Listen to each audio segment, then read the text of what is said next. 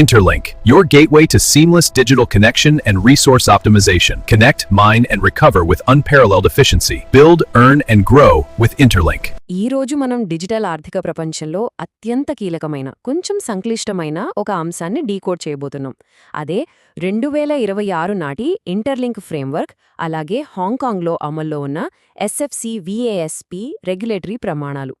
అసలు డిజిటల్ ఆస్తులతో డీల్ చేసే ప్లాట్ఫామ్స్లను హాంకాంగ్ ఎలా కంట్రోల్ చేస్తోంది, వాటికి లైసెన్సులు ఎలా ఇస్తోంది అనేది ఈ విశ్లేషణలో చాలా స్పష్టంగా, సులభంగా అర్థం చేసుకుందాం. సరే, ముందుగా దీనిలోకి కాస్త లోతుగా వెళ్దాం. ఈ ఫాస్ట్ డిజిటల్ యుగంలో ప్రతిదీ క్షణాల్లో జరిగిపోవాలని అందరం కోరుకుంటాం కదా. కానీ ఏదైనా క్రిప్టో ప్లాట్ఫామ్లో అకౌంట్ ఓపెన్ చేసేటప్పుడు ఆ వెరిఫికేషన్ ప్రాసెస్ చాలా నెమ్మదిగా ఉండి భలే విసుగు తెప్పిస్తుంది. అయితే ఇదేదో టెక్నికల్ ప్రాబ్లం వల్ల జరుగుతున్నది కాదు సుమా. దీని వెనుక ఒక చాలా పకడ్బందీ రెగ్యులేటరీ లాజిక్ దాగి ఉంది.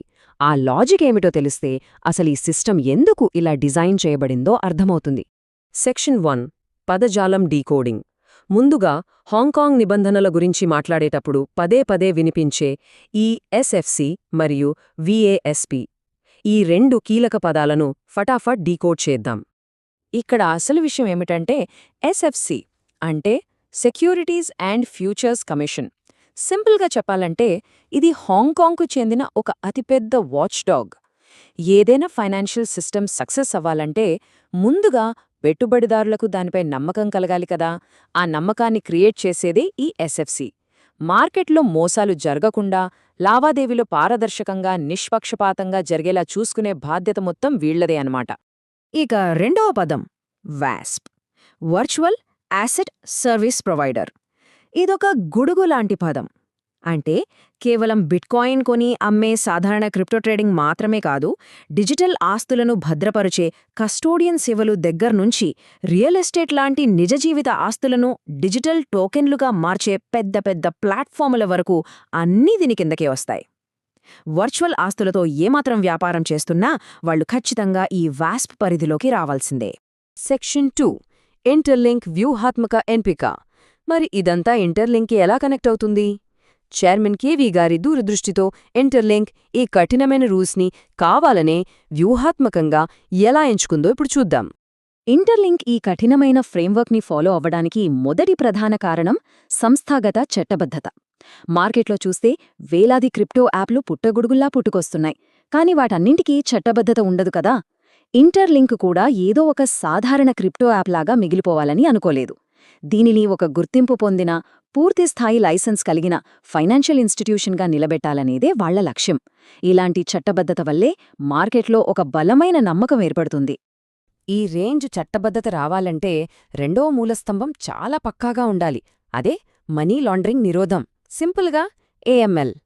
లైసెన్స్ కావాలంటే ప్లాట్ఫామ్లు ఖచ్చితంగా నో యోర్ కస్టమర్ అంటే KYC ప్రాసెస్ను అత్యంత కఠినంగా అమలు చేయాలి. వినియోగదారులు వెరిఫికేషన్ చేయించుకునేటప్పుడు ఆ ప్రాసెస్ అంతా డీటెయిల్డ్గా, స్లోగా ఉండటానికి అసలు కారణం ఇదే. ప్లాట్ఫామ్లోకి ఎంటర్ అయ్యే ప్రతి ఒక్క వ్యక్తి హాంకాంగ్ నిబంధనల ప్రకారం ఖచ్చితంగా వెరిఫై అవ్వాలి. దీనివల్ల ఇల్లీగల్ యాక్టివిటీస్కి ఏమాత్రం ఆస్కారం ఉండదు. ఇక మూడవ మూలస్తంభం ఆస్తుల రక్షణ. డిజిటల్ వరల్డ్లో సెక్యూరిటీనే ప్రాణం. ఈ ఫ్రేమ్వర్క్ ప్రకారం ప్లాట్ఫామ్ ఖచ్చితంగా యూజర్ల ఆస్తులకు సరిపడా బీమా కవరేజ్ని అంటే ఇన్సూరెన్స్ను మెయింటైన్ చేయాలి. అంతేకాకుండా హ్యాకింగ్, సైబర్ దొంగతనాల నుంచి రక్షించడానికి టాప్ క్లాస్ సెక్యూరిటీ ప్రోటోకాల్స్, అలాగే ఇంటర్నెట్కు దూరంగా ఆఫ్లైన్లో ఆస్తులను దాచే కోల్డ్ స్టోరేజ్ విధానాలను తప్పనిసరి చేస్తుంది. ఇదొక ఐరన్ డోమ్ లాంటి రక్షణ కవచమన్నమాట. కాబట్టి ఇక్కడ అత్యంత కీలకమైన విషయమేమిటంటే, ఈ 3 మూల స్తంభాలే ఇంటర్లింక్ పునాదిని బలంగా నిలబెడతాయి. చైర్మన్ కేవీ గారి స్ట్రాటజీ మొత్తం ఈ మూడింటి చుట్టూనే తిరుగుతుంది. ఏదో ఆషామాషిగా బిజినెస్ చేయడం కాదు, పక్కా సంస్థాగత చట్టబద్ధత సాధించడం, కఠినంగా AML మరియు KYC నియమాలను పాటించడం, అలాగే ఎక్కడా ఎలాంటి లోపం లేకుండా ఆస్తుల రక్షణకు గ్యారంటీ ఇవ్వడం. ఈ 3 కలిస్తేనే ఇంటర్లింక్ ఫ్రేమ్వర్క్ కంప్లీట్ అవుతుంది. సెక్షన్ 3, ప్రధాన రాజీ లేదా ది అల్టిమేట్ ట్రేడ్ ఆఫ్. యూజర్లకు కావలసిన కన్వీనియన్స్, అలాగే చట్టానికి కావలసిన భద్రత, ఈ రెండింటి మధ్య ఉన్న ఆ ఇంట్రెస్టింగ్ వైరుధ్యాన్ని ఇప్పుడు చూద్దాం. ఇక్కడ ఒక కంపెనీ ముందు 2 దారులుంటాయి. ఒకటేమో నిబంధనలను కొంచెం పక్కన పెట్టేసి రాత్రికి రాత్రే యూజర్లను పెంచుకునే ఈజీ గ్రోత్ హ్యాక్స్ మార్గం. రెండోది, కాస్త కష్టమైనా సరే కఠినమైన రూల్స్ పాటిస్తూ నిలబడే ఛత్రబద్ధమైన మనుగడ. ఇంటర్లింక్ చాలా కావాలనే ఈ రెండో దారినే ఎంచుకుంది. ఏదో టెంపరరీగా వచ్చే ఫాస్ట్ గ్రోత్ కంటే లాంగ్ టర్మ్లో ఏ ప్రాబ్లం లేకుండా సేఫ్గా నిలబడటమే వాళ్లకు ముఖ్యం. మరియు ఇది అద్భుతంగా దేని వివరిస్తోందంటే, స్టార్టింగ్లో మనం మాట్లాడుకున్నాం గదా, ఆ విసుగు తెప్పించే స్లో వెరిఫికేషన్ ప్రాసెస్, అది నిజానికి ఒక ప్రాబ్లం కాదు, అదొక పవర్ఫుల్ షీల్డ్.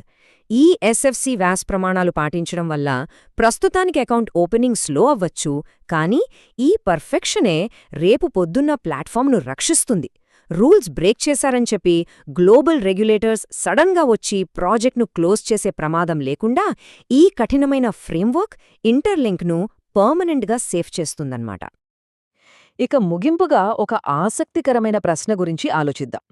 నిరంతరం మారుతున్న ఈ డిజిటల్ ఆస్తుల ప్రపంచంలో తాత్కాలికంగా వచ్చే హైప్ కంటే రూల్స్కి కట్టుబడి సాగే నెమ్మదైన వృద్ధే దీర్ఘకాలిక విజయానికి అసలైన సీక్రెట్ అంటారా?